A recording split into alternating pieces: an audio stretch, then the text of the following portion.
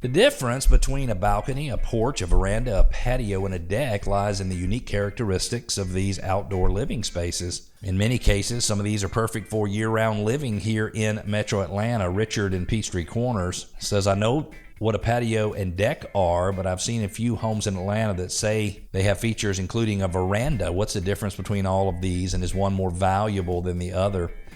I would say no. One is not necessarily more valuable than the other, but I will tell you, regardless of what it is that you have, the nicer they are and the more outdoor use someone could get, then I think the more valuable they are. So let's just walk through the differences. A porch is a covered shelter that projects from the front entrance of a house or a building. You could also have a screened-in porch that would come off the back. You have open porches and front entry porches and farmers' porches.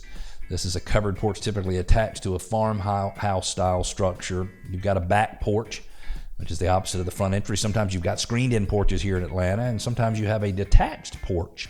You have a rain porch, which keeps rain off of people. You have a portico.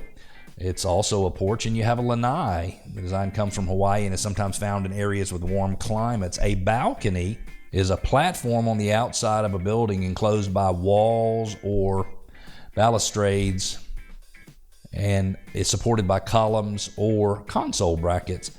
You have true balconies, faux balconies, false balconies, or mezzanine balconies. A veranda is a ground level covered structure extending across the front and sides of a house. It serves as an outdoor living space, partly enclosed by a railing. So if you see a southern home that has a front porch that goes all the way across the home and then sometimes wraps around the sides, that would be called a veranda.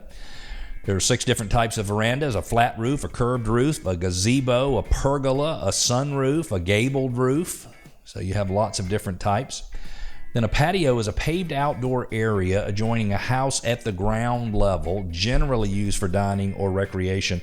And if they're not at ground level, at least when you go out the door, what you're standing on is at ground level. Maybe you have some raised patios around.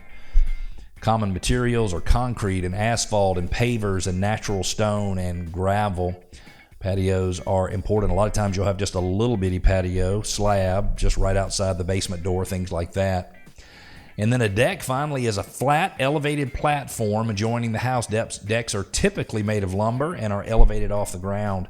They can include spaces for barbecuing, dining, and seating. There are 7 distinctive deck styles. There is an attached deck, there are detached decks, there are wraparound decks, which go all the way across the back and maybe even around the sides. There are multi-level decks. When you have some of these steep lots, sometimes you'll have a deck on the top and you'll have a deck outside of the basement level. You'll have a poolside deck.